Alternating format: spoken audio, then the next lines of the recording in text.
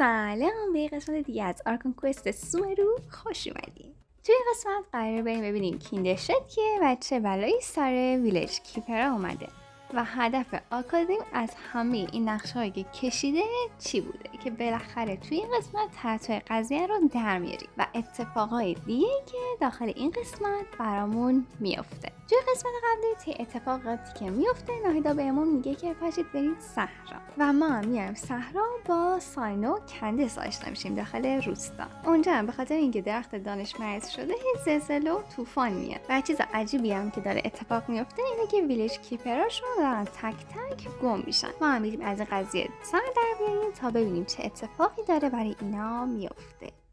Do you still have any questions for me before we start our investigation? بستیم شما با ساینو به خاطر همین قضیه ویلج کیپر از ساینو میپرسیم که چرا اصلا به این دانشمندا میگن ویلج کیپر. ویلج کیپر هم که میدونید یعنی نگهبانه روستا. ساینو برامون تعریف میکنه که آکادمی این دانشمندایی که دیوونه میشدن میفرستاده داخل این روستا و توی این روستا به طور عجیبی اینا یکم حالشون بهتر میشد و آروم میشدن. روستایی هم که زیاد خب از اینا خوششون نمیومده چون سمت آکادمی بودن و زیاد دوستشون نداشتن.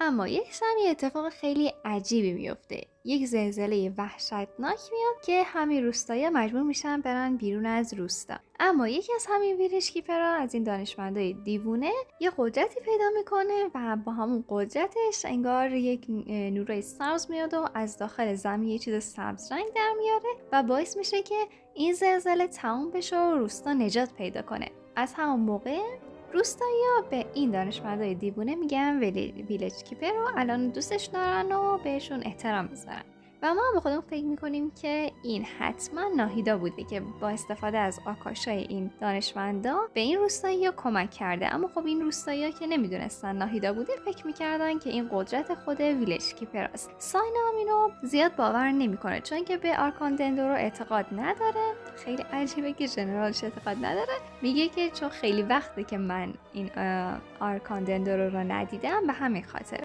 اما خب حرفامون رو باور میکنه و بهمون میگه که بهتون نمیاد دروغ بگید. همونجا ما یه پسر بچه میبینیم که به اون یه حرفامون رو شنیده و ازمون میخواست که به پدر بزرگش کمک کنیم. پدر بزرگش هم یکی از همین ویلج کیپره که گم شده و این پسر کوچولو که اسمش ایساکه دنبال پدر بزرگش میگرده و میگه که اگه فکر میکنی من دروغ میگم برید از کندس بپرسید. ما میریم پیش کندس تا ببینیم که این پسر کوچولو راست میگه یا دروغ. Isak's parents were both Aramite mercenaries who rarely returned to the village after finding employment in the city. He was raised by his grandfather. Unfortunately, it was only a few years before his grandpa passed away. Isak was still very young at the time, so various families in the village took turns caring for him so he could survive. Later, an elderly mad scholar arrived at the village. Isak thought the scholar bore a striking resemblance to his grandfather, and thus often spied on the man. However, the scholar was unkempt in appearance and incoherent in speech. Although Isak referred to the man as his grandpa, he was afraid and didn't dare to approach him. One summer night, the oft mumbling and bumbling grandpa suddenly calmed down and seemed to become more lucid. He even noticed Isak hiding in the distance. So Grandpa walked up to Isak and patted him on the head. He even took Isak to the entrance of the village, where he patiently taught the boy the names of the stars and accompanied Isak until he fell asleep. The next morning, Isak woke up and wanted to go find his grandpa again, only to realize his grandpa no longer recognized him. However, even so, Grandpa retained his calm expression. It's said that those who saw the scholar claimed he no longer appeared to be crazy, but appeared to be living in his own world, almost as if he were sleepwalking. Isak was thrilled that his grandpa was able to find peace and would follow him all the time, asking him things like, "Grandpa, want me to take you somewhere fun?" or, "Grandpa, could you tell me stories about the stars again?" All this somehow just makes Paimon feel really sad. It seems like they both deserve so much better. و اینطوری میشه که ما داستان ایساک و پدر بزرگش رو میفهمیم و برمیگردیم پیش ایساک که بهش کمک کنیم. اولا میریم از مردم روستا بپرسیم ببینیم که هیچ خبری دارن یا نه. اولش میریم سراغ یه آقایی که ازش بپرسیم اینا رو دیده یا نه که هیچ اطلاعی نداره و هیچ اطلاعات مفید بهمون نمیده. دومی یه خانومه‌ایه که بهمون میگه شبا زود میخوابه و دیگه خبر نداره دیگه شبا چه اتفاقایی میفته. اما از این ویلیج کیپرها ممنونه که خونش رو نجات دادن موقع همون زمین لرزه و خودش هم اونجا بود و اون صحنه هم دیده. بعدش میریم سراغ یه مرد دیگه که همیشه برای پدر بزرگ این آقا کوچولو غذا درست میکنه و بهمون میگه که چند روزی هم ندیدتش و دفعه بعدم که اگه اومد با پدر بزرگش بیان با هم یه غذایی بخورن که همونجا یه ساینامون متوجه یک چیزی میشه که میریم دنبالش ببینیم چه اتفاقی افتاده که دو تا مرد رو میبینیم دارن با هم دیگه حرف میزنن که کینگ دشرت قرار زنده بشه و قبلا هم این اتفاقات افتاده. Now, repeat everything you've just said from the very beginning. Huh? Who are you? Where did you come from? My patience is running thin. You heard what I asked. Yeah, bro, this guy's something else. Just look at his eyes. One wrong move and he's gonna flay us alive. Let's not get on his bad side, okay? I am no match for this guy. Oh, okay, good sir. What is it you would like to know? Tell me about King Deshret's resurrection. بله، ژنرال ترسناکمون میاد جلو و میگه که همه چیزو برای من بگید. این دوتا هم که از ترسشون خودشون رو حفظ کردن دیگه شروع میکنن به حرف زدن که این شایعه ها رو وقتی که توی میخونه بودن شنیدن که یک نفر داشته حرف میزده که اگه این دانشمندای دیوونه بیان گم بشن همون موقع کم کم یعنی ظهور کینگ دشرت نزدیکه که دوباره زنده بشه. اینا اول باور نکردن، اما همینطوری که گذشته و یکی یکی اینا گم شدن، اینا هم که شروع کردن به باور کردن که حتما درسته و کینگ دشرت دیگه قراره برگرده و زندگیشون بهتر بشه. بعدش هم ساینا میپرسه که اونی که شایعه رو پخش کرده کجایه. اینا میگن یه چند روزیه که ندیدنش و احتمالاً از شهر خارج شده. ما هم باور میکنیم و ساینا دوباره تهدیدشون میکنه که بمونید خونه وگرنه من میدونم و شماها. Don't do anything until I've gotten to the bottom of this. Try something foolish, and even Candace won't be able to protect you. Yes, got it. We'll do just as you say. ما هم قبل از اینکه برگردیم پیش بقیه میریم یه سانی بزنیم به خونه پدر بزرگ ایساک که ببینیم اونجا چه خبر و چیزی میتونیم پیدا کنیم یا نه. اونجا هم میرسیم باز دوباره همین دود و دمایی که دانشمندا به خودشون اینور اونور میبرن و میبینیم که به ساینا هم میگیم به لطف تاینری ما دیگه اینا رو اون اثر نمیذاره و ساینا هم تعجب میکنه که شما تاینری رو میشناسید و میفهمیم که تاینری و ساینا با هم دوستن. بعدش هم اطراف رو نگاه میکنیم و رد پا میبینیم و از این رد پا و اون دود دما نتیجه میگیریم که حتما این دانشمندا با همین دود دما یه جوری ضعیف میشن و توی دنیای خودشون هم بعد از همین طریق استفاده کردن و اینا رو با خودشون بردن. قبل از این که بریم دنبال این رد پا اول میریم یه سراغی به کندس و بقیه بزنیم که ببینیم اونجا چه خبره و این اطلاعات هم بهشون بدیم. اونجا هم میرسیم دهیا و کندس رو میبینیم که دارن با هم دیگه حرف میزنن. بعد دهیا بهمون میگه که آلهایتم رفته دنبال راه خودش که با شیوه خودش کار رو انجام بده و بعد ما همه چیز رو برای دهیا و کندس تعریف میکنیم که دهیا نتیجه میگیره از این قضیه که حتما یه نفر از آکادمی داره به اینا کمک میکنه چون اینا نمیتونن که الکی همینطوری بیان این نقشه رو اجرا کنن. از طرف دیگه هم یه بی‌ادب وای میسه و حرفای ما رو گوش میده. بهش یاد ندن که فال گوش وای نستن. البته خودمونم چند بار این کارو کردیم اما خب ما حق داشتیم و این حق نداره. اول دهی هم متوجه میشه اما به حرف زدنش ادامه میده که شما خوششانسین که منو دارین الان چون که من اینجا خیلی زیاد میخونه میرم افتخارم میکنه بله و همه رو میشناسم اینجا و بقیه هم یه جورایی به هم اعتماد دارن. اینا هم برای این شایعه ها رو پخش کردن که یه جوری زندگی توی صحرا سخته و این امیدشون اینه که این کینگ دشرت بیاد و آکادمی رو بزنه نابود کنه تا اینا بتونن راحت زندگیشونو بکنن. اسم این سه نفرم اسم رئیسشون دلواره، انگاری و جباری. این سه تا این شایعه‌هایی دارن پخش میکنن و ما هم باید بریم که حساب اینشون رو بریزیم ببینیم چی کار دارن میکنن. دهی هم همونجا بهمون چشمک میزنه و بهمون میگه که یه نفر داره گوش میکنه، پس چیزی نگیم. ما همطوری سکوت میکنیم و به ساینا هم میگیم همینجا صبر کن تا ما بریم این میخونه اینا رو پیدا کنیم و با خودمون بیاریم، چون که ساینا خارجیه و شاید بهش اعتماد نداشته باشن و ازش بترسن. اینا خودشون نشون ندن. اگه ما خودمون بریم اینا پیداشون میشه. پس ساینا رو توی روستا میذاریم که بر خودش هم داری بگرده تا ما برگردیم. Well, here we are again. Sounds like you're starting to get familiar with the area. Hyman's amazed every time we see the wall of Samiel. How can a wall this tall even exist? It's almost unreal. I know what you mean. I had the same question every time I walked this way when I was a kid. Also, why is this high wall here? And can a wall really block sandstorms? It was only after I grew up that I realized the wall of Samiel isn't just there to keep out the sandstorms. It serves a more important purpose, keeping out people like us. Sumero is run by wise and mighty sages. To them, us desert dwellers are nothing but tools that can be used and discarded at their whim. We're cheap labor, like livestock, but easier to control. Nothing more.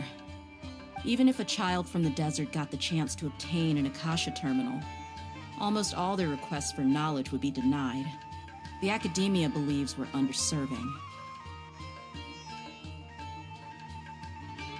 Geniuses like Sataria are one in a million.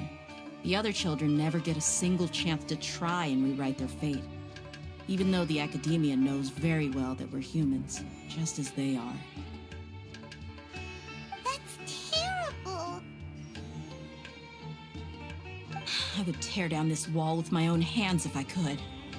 با دهیا هم میریم به شهر تا بریم به اون میخونه تا یک نفر از دوستای دهیا رو پیدا کنیم تا ببینیم اون سه نفری که دنبالشونیم کجا. اونجا میرسیم میبینیم که یکی از دوستای دهیا اونجا و باش آشنا در میاد و دهیا بهش میگه دنبال این سه نفره چون قراره یک کاری بهش پیشنهاد بدم و پول خوبی هم توشه. بعد اینم دلش نیومده که به این سه نفر نگه، دیگه اومده دنبالشون که پیداشون کنه و ببره که اون پوله رو بگیرن.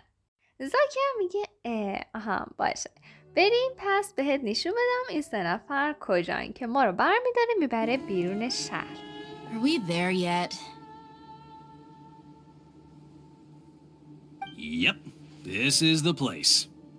This place is practically deserted. What are they doing in a place like this?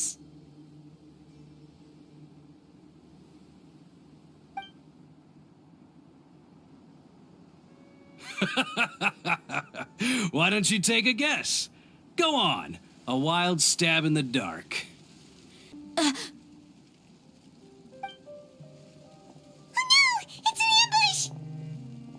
و اینطوری ما توی تله زاکی میافتیم. البته انگاری و جباری هم بعدش میان و خودشون نشون میدن که تله اونا هم بوده و ما رو اینطوری محاصره میکنن. بدهی هم میگن که دیگه بهت اعتماد نداریم چون که داری با آکادمی الان کار میکنی و از همون اول ما میدونستیم که میخواین بیان اینجا و دنبال اون دانشمنده دیوونه هستیم. اما همون حرفای همیشگی که کینگ دشرت برمیگرده و ما ارکان دندرو رو دوست نداریم و بعدش هم حمله میکنن بهمون چون که دهیا رو دست کم گرفته بودن و فکر نمیکردن که شکستشون بده و اینطوری میشه که دهیا حسابشون رو میرسه. البته خودمونیم اما خب انگار دهیا هم بوده. بعدش اینا رو میذاریم تو سرشون و برشون میداریم کولشون میکنیم میبریم پیش کندس. This should be all of them. I'll let you take it from here. All right. I'll be in touch. ما هم اینا رو میسپاریم به دست کندس و میریم فردا صبح برمیگردیم پیش دهیا که بریم ببینیم قضیه از چه قراره. قبل از این که بریم داخل، دهیا به اون میگه که با کندس خیلی وقته که دوست بوده و یک دختر مسئولیت پذیره و مهربونه، قدرت هم خیلی زیاد داره، جنگجوی خیلی خیلی قویه اما از قدرتش استفاده نمیکنه. فکر می‌کنم یکی از 4 ستاره که بهش ظلم شده و 5 ستاره بود کندس خوشگلمون بود. Oh, Sino's here, and he's pretty early too. Yes. I was here yesterday to help out a little. To help out? By doing what? Sharing some interrogation techniques. Oh, you mean you taught Candace some more persuasive methods? Right. Come on in, everyone. Come on, let's go inside. Candace, where? Whoa, you look furious. Still, it's perfectly understandable why I'm angry. I'm sure everyone present would agree. Yes, ma'am. Please, don't beat us anymore. We're gonna die. Well, looks like Sino taught her well. پیش زاکی و جباری و انگارم که میرسیم میبینیم که کندیس خیلی ازشون عصبانی و حسابی ادبشون کرده، چون که اون شایعه رو پخش کردن در مورد دانشمندان که الان دیگه اهالی روستا حساب میشن و کندیس هم وظیفه داره ازشون محافظت کنه. کندیس هم بهشون میگه که این شایعه که پخش کردین حالا چه بیاد چه نیاد این کینگ دشرت زنده بشه، این جنگ را میفته و این جنگ هم به ضرر خودتون تمام میشه. همین آرامشی هم که توی صحرا دارین از بین میره. این سه نفر هم از ترسشون میگن که ما این شایعه را پخش نکردیم، یعنی پخش که کردن اما از یه نفر دیگه شنیدن. یک نفر اومده توی میخونه که مرموزم میزده، صورتش هم بسته بوده، صورتش رو نشون نمیداده و گفته که اگه میخوان کینگ دشرت زنده بشه باید این دانشمندای دیوونه رو قربانی کنه. البته اینجا ساینا هم عصبانی میشه که یه بار دیگه بیان بگن دانشمندای دیوونه من میدونم و شما بعد حتما بگید ویلیج کیپر. بعد اینا هم عذرخواهی میکنن و میگن بله ویلیج کیپرا رو باید قربانی کنید تا کینگ دشرت زنده بشه. همونجا هم رئیس روستا میگه که ممکنه که من این یک نفر رو بشناسم و بدونم که این کی بوده که این شایعه ها رو پخش کرده.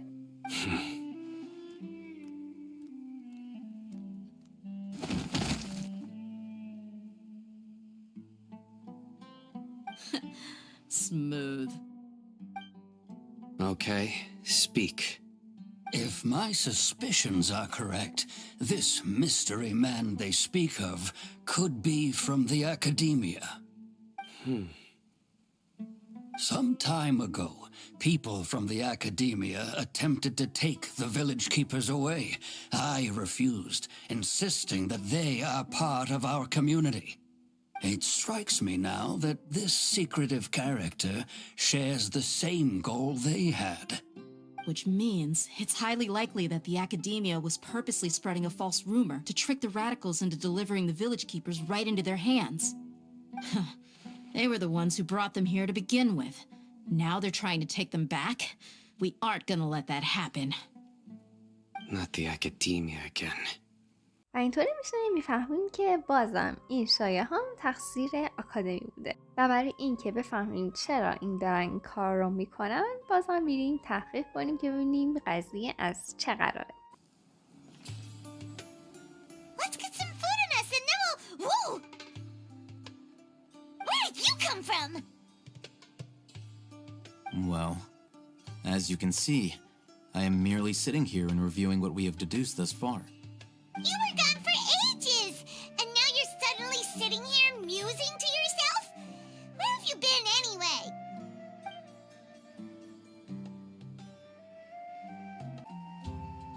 Hey, what's with the silence? You never think things through before asking questions. I'm giving you some time to make up for that.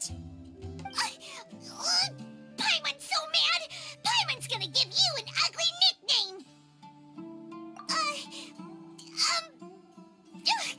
Never mind. Paimon's got nothing. There's just nothing super obvious to pick with this guy. It makes it so hard. Well, you've heard nothing to suggest I left this whole time. So clearly, I stayed in the village to investigate. Anyway, you plan to leave Aru village and keep searching for the truth of this matter, yes? Yep. We're not gonna find out anything more by staying here, so we thought that we might as well take the search elsewhere. Enough with the silent treatment! No. I'm just surprised that you decided to team up with him. all hate them. You haven't helped us out at all ever since we arrived at Aru village. Bold of you to question our choices. Yeah, you're all talk. While you were investigating, I had my own work to do, which I've now finished. Really? Paimon doesn't believe you. To be honest, we aren't really a team, so I have no obligation to inform you of my whereabouts. Not to mention that going separate ways allowed me to find some important information that you all had missed. Huh? Right here in the village? Correct. What did you learn? آنهایتر بهمون میگه که یکی از اونایی که باشون توی روستا حرف زدیم دروغ گفته. البته دروغ که نگفته، اما واقعیت رو پنهون کرده، چون که میترسیده راستشو بگم. اونم همون زنی بوده که میگفته من شبا میخوابم و هیچی نمیدونم، چون که آنهایتر از رئیس روستا پرسیده که اون موقع که زلزله اومده کی بوده. اون موقع شب بوده، پس زنه باید بیدار میبوده که اون همه اتفاقات رو میدیده. در نتیجه زنه بهمون دروغ گفته، چون که آنهایتر بهمون میگه از ساینو ترسیده و فکر کرده که اگه فکر کنن به دانشمندان نزدیکه میان اینم میبرن. و اینطوری میشه که بهمون راستشو نمیگه و ما میریم پیشش که ببینیم قضیه از چه قراره. ساینا میگه من اینجا میمونم چون که ازم میترسیده، پس باهاتون نمیام تا راحت حرفشو بزنه. اون خانم هم که میریم ببینیمش اسمش شانیه که بهمون دروغ گفته بود و میریم اعتمادش رو جلب میکنیم که ما آدمای خوبی هستیم و اومدیم بهت کمک کنیم، ازمون نترس و بیا راستش رو بهمون بگو. شانی هم بهمون اعتماد میکنه و میاد داستان رو برامون تعریف میکنه که عذاب وجدان گرفته به خاطر همین دانشمنده که کمکش کردن، اما نتونسته که راستش رو بهمون بگه چون میترسیده که همون بیان ببرنش. بهمون میگه که شبا صداهای گریه عجیب میشنوه که از سمت صحرا میان. آنهایتا میگه آره درست میگه، چون که من از نگهبانا پرسیدم و اونا هم که شنوایی خوبی دارن این صداها رو شنیدن. شانی هم میگه که و از وقتی هم که شما اومدین این گریه ها یکم کمتر شدن و کمتر اتفاق میفته که این صداها رو بشنوم. اما این صدا از یک بیمارستان میان توی صحرایی که چند سالی از تعطیل شده و قبلا هم برای بیمارای الزار بوده. ما میریم اونجا تا یه نگاهی بندازیم ببینیم چه خبره. You look super serious. We gotta stay on our A game too. This is the one.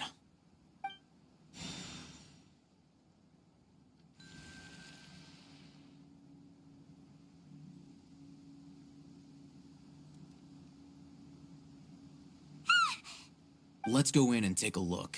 وارد بیمارستان هم میشیم، هیچی پیدا نمی کنیم و آنهایتا میگه چون که صداها شب بودن پس تا شب صبر میکنیم که ببینیم چه اتفاقی میفته. Until then, I'm taking a break. And just like that, he sits down.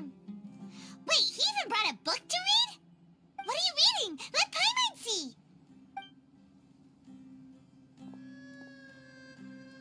Okay, sure. Huh? The natural position, which is the positional propensity of an entity in natural motion in contrast with an object in forced motion? Huh? So, you got that? Oh, Paimon gives up. You keep reading your book. See ya.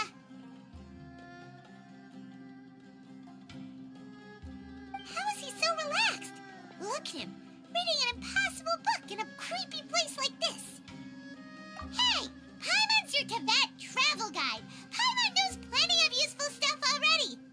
And anyway, it's not Paimon's fault that the books people read in Sumero are so complicated. Huh? What was that sound? There it is. It's coming from that direction.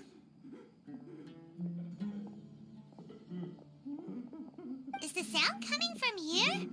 Huh. Paimon's not seeing anything. It's from below. But there's no way we can get down there. Something is off about the interior here.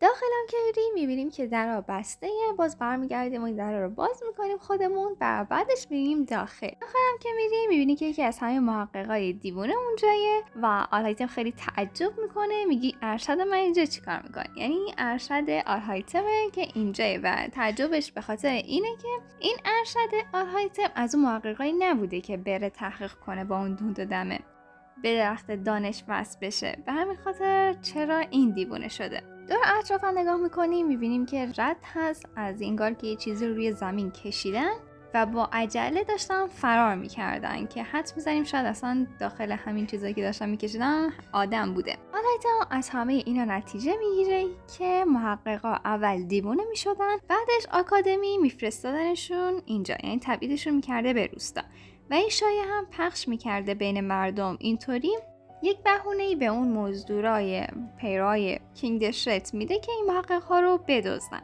مردم سحر هم که از وقتی کینگ دشرت مرده زندگیشون خیلی بد شد و ناامید شدن و از سر همین ناامیدی هر کاری میکنن و اگه اتفاقی هم بیفته همش میشه تقصیر همین پیروهای کینگ دشرت. کسی هم فکر نمیکنه که همه این کارا زیر سر آکادمیه و چرا اصلا این بلاها رو سر محققا آورده، چون که اونا اول محقق بودن دیگه و نمیتونسته کاری انجام بده. بعد اینا دیوونه میشن به خاطر اینکه به درخت دانش وصلن، اینا رو تبعید میکنه به روستا و این شایعه ها رو پخش میکنه تا این محققا یه جوری بشن آدمای گم شده ی روستا و اینطوری میتونه هر بلایی سرشون بیاره، چون وقتی که پیداشون بشه و اینا رو توی هر وضعی پیدا کنن نمیدونن که چه بلایی سرشون اومده و از اینا میتونن استفاده کنن به عنوان منبع‌های کپسولای دانش.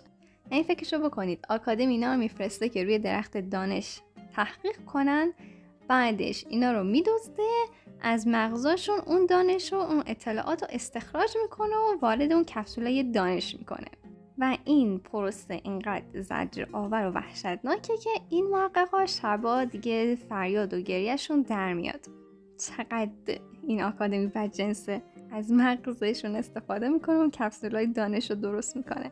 از وضعیت این دانشمند و ارشد بیچاره آلهایتم معلومه که داشتن این دانش رو از مغزش استخراج میکردن، اما به یه مشکلی خوردن و خوب پیش نرفته. آلهایتم هم نمیدونه که چرا این آکادمی اینقدر کشت و مرده این دانش الهی و دنبال چیه اصلا. خودش هم اون کپسول الهی دانشوی آزمایش کرده اما به نتیجه‌ای نرسیده و به اون میگه که زیادم علاقه‌ای به این خداها و چیز میزان نداره و یک دلیل شخصی داره که این دلیل شخصی رو بهمون نمیگه و نمیتونه بذاری که از این مردم با عنوان ابزار استفاده کنن. بعدش هم این دانشمند دیوونه رو برمی‌داریم و میبریمش پیش بقیه توی روستا.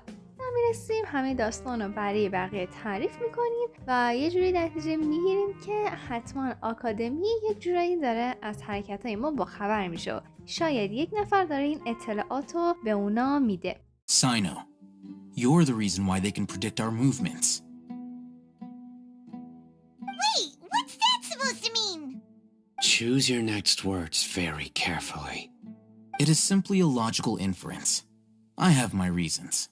آلهایتم میگه تقصیر ساینایی که اینا حرکاتمون رو پیش بینی میکنن و اینم به خاطر اینه که آکادمی از ساینا میترسه و همه حرکاتش رو میدونه و چون ژنرال بزرگ مهامات را نیاد و نقشه هاشون رو خراب کنه، اینا اومدن هرچی اطلاعات ساینا داره رو گرفتن، یعنی جمع‌آوری کردن و همه رو نوشتن و به آکاشا دادن. آکاشا هم قابلیت داره که حرکت‌های بعدی رو پیش بینی کنه و اینطوری میشه که حرکت‌های ساینو رو پیش بینی میکنن و جلوتر از ساینو اقدام میکنن تا همه مدارک رو از بین ببرن. میخاطرم که هر جا ما میگردیم دیگه مدرک و سندی نیست از این آکادمی ها، همطوری جمع کردن و رفتن و بازم از اینجا ما نتیجه میگیریم که پس بیایم یک کاری بکنیم. ساینو هر جا بره پس اینا پیش بینی میکنن، پس امترین جا همیشه یک قدم پشت از ساینوه که آکادمی به ما هم کار نداشته باشه.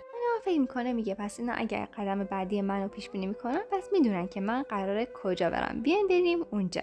ما هم با آلهایتم و ساینو و خودمون و البته بچه نقنقو میگه منم بایتون میام و اینم با خودمون برمیداریم و میریم اونجا. جایی هم که میریم همون ادامه پیدا کردن رد پایه که اون رد پایی که جلوی خونه پدر بزرگه بود به کجا میرسه که میریم میبینیم آکادمی از همونجا فرار کرده و اون کلاهایی هم که روی سر دانشمندا میذارن و استخراج میکنن از مغزشون، یعنی اطلاعاتو، توی خاک افتاده و دفن شده که میفهمیم حتما توی راه بودن که اومدن به اینا حمله کردن و دانشمندا و محققا با خودشون بردن. جلوتر که بریم با یه صحنه خیلی عجیب مواجه میشیم. دهیا داره با مزدورا در مورد محققا حرف میزنه که محققا رو اینا بردن و اینم خبر داره. همون جایی که ایساک ناراحت میشه و میپره خودشو میندازه وسط و ما هم دیگه میریم ببینیم که اوضاع از چه قراره.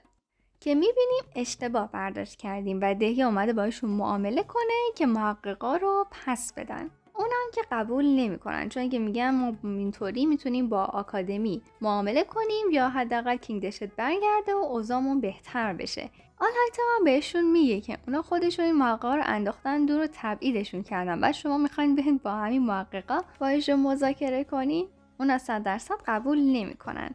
پس بیاین یه کاری بکنیم. آنهایتا میگه که بیاین منو به جای محققا بگیرید و از من استفاده کنید. ما هر دوتامون هدفمون اینه که با آکادمی بجنگیم و نابودش کنیم.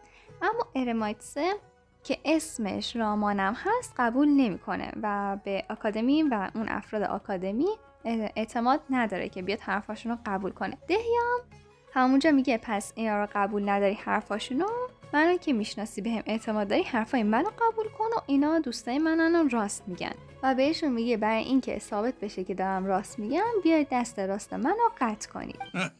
Let's do it right here then. Give me your right arm as proof of your resolve. Don't listen to him! He's not even trying to negotiate! He just wants to make things more difficult! That's fine. Are you crazy? We came here to save lives. One arm for that many people is still a pretty good deal, if you ask me. Raman, I'm holding up my end of the deal here. You'd better not let me down. Sure. Go ahead and cut off her right arm. No! Dia! What are you gonna do? Think of something! You don't have to go this far. That's not for you to decide. Do it! Dia! Run!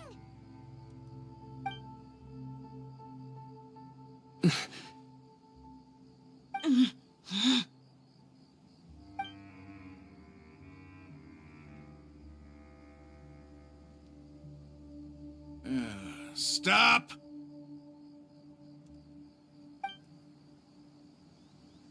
What's wrong? Can't do it? Flame Mane, you and I are both desert folk. Cutting off your arm is no different than cutting off my own fingers.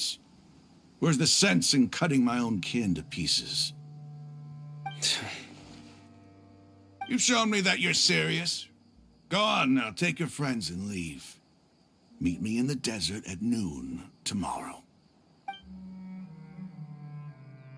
و اینطوری میشه که رامان قبول میکنه با 1000 تا خواهش. واقعا یه آنهایتامو گذاشتم وسط، چطوری میتونه قبول نکنه؟ تازه در ازاش هم میاد چند تا محقق دیوونه میده. آخه این شد معامله. فکر کنم باید برم چند تا محقق دیوونه پیدا کنم. They got here before us. Uh-oh. Is it because Paimon overslept by 5 minutes and held everyone up? Is everything ready? Absolutely. Although, you brought fewer people than I imagined. Bring him over.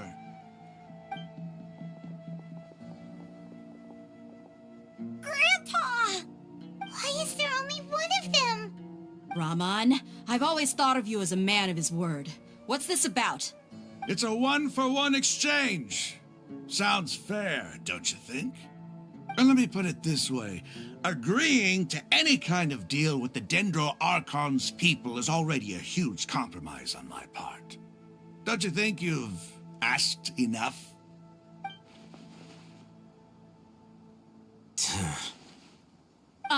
You stay right there!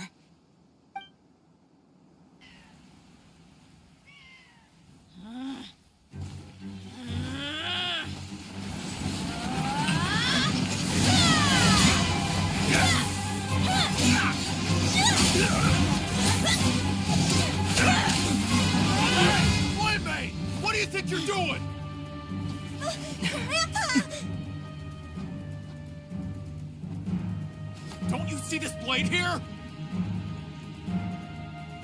You coward! Why are your hands shaking? Wait a second! It's a earthquake!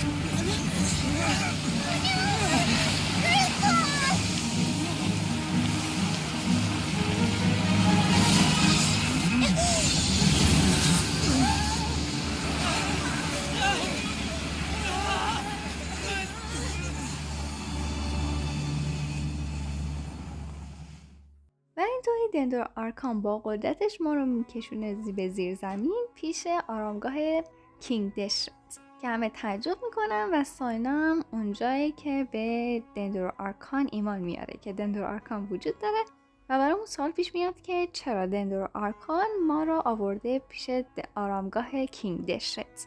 پس میریم جلو که بفهمیم چرا. داخل آرامگاه هم میشیم میبینیم که یه عالم انرژی دندر ارکان داخلشه و برامون عجیب که داخل آرامگاه کینگ دشرت توی صحرا پر از گل و گیاه و انرژی دندر ارکان همه جا هست. آلایتا هم به رامان میگه یکم چشاتو باز کن و دور اطرافتو ببین. بعدش میریم جلوتر که ببینیم چی پیدا میکنیم. Wait. What's that? A load of flowers. And it looks like there's something among them. These are King Deshret runes. They left something behind. Yes. It's an elegy written in an ancient script. What does it say? Here lies our faithful priest Kasala. His wisdom is a miracle among the people, deserving of high praise and admiration. You can read ancient King Deshret script? Of course. Every student needs to master at least 20 languages before they graduate. He's not serious, right? There's still something off about this place. The elemental energy here is too concentrated. The scent of life. Is it trying to tell us something? Is this it? Analyzing.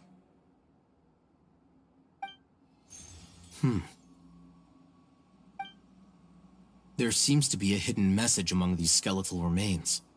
Excellent. There's a device from King Deshret's civilization in this gravesite. I'll transmit the information over and project it for everyone to see. Isn't sharing knowledge against the Academia's rules? Yes. However, under the circumstances, I'd prefer you to see this for yourself. You'll understand after watching it.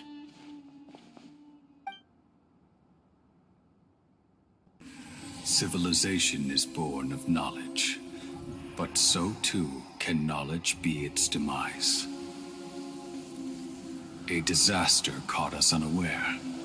It was knowledge that did not belong to this world. King Deshret brought this forbidden knowledge into our world, and it quickly spread like a plague. People's minds were filled with crazed whispers. Dark gray scales spread across their bodies. Even the land was stripped of its vigor. Only a desperate, deathly silence remained.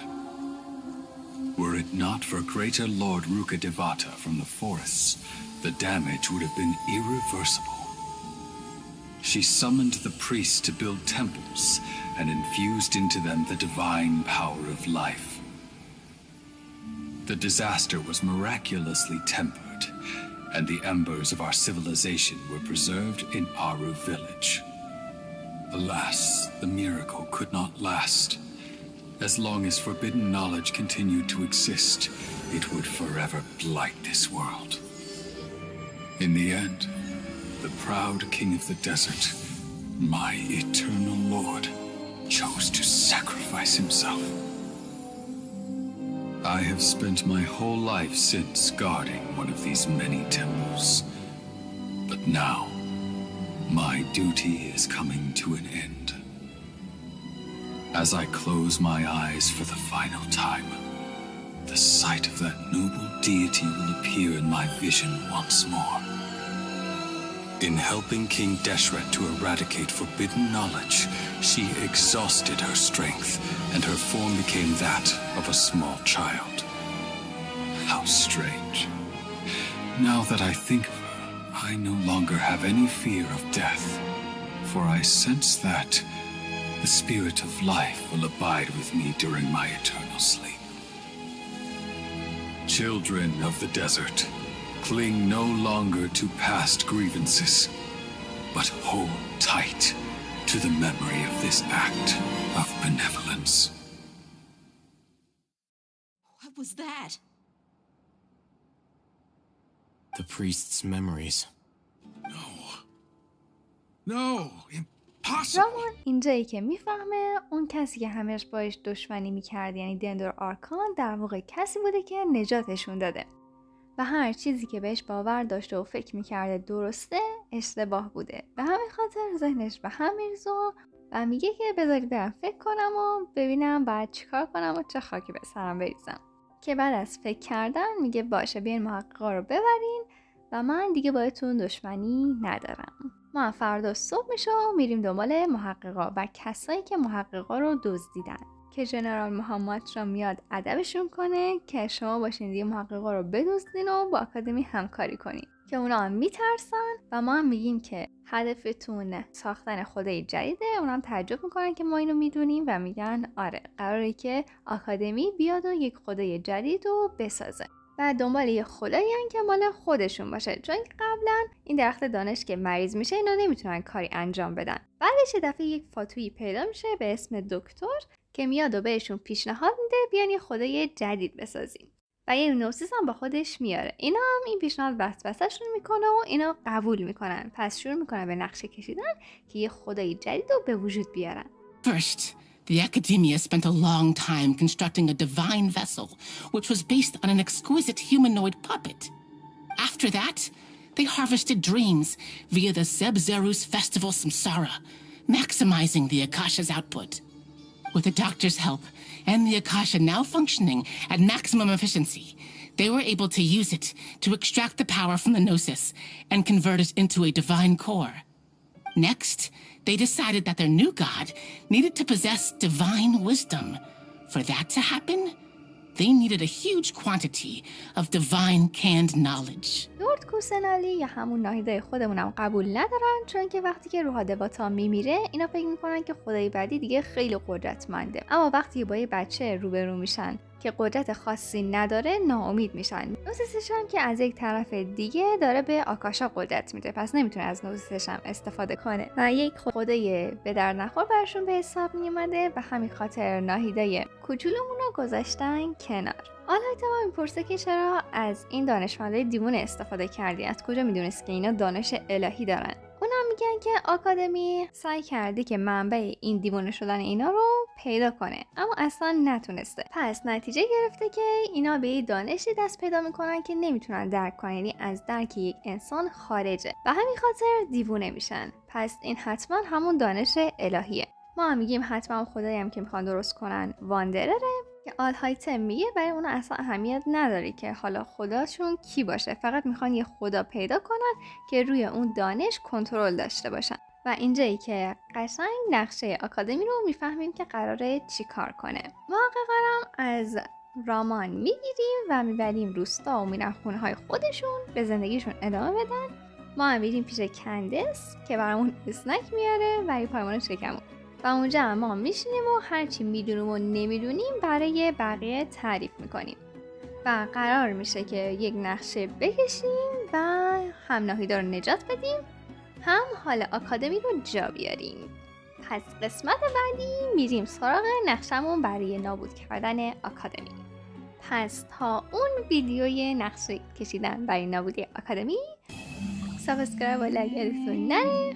خوشحال میشم از نظرتون در مورد ویدیو توی کامنت برام بنویسید. پس تا یک ویدیو آموزشی یا داستانی دیگه دوستتون دارم. بای بای.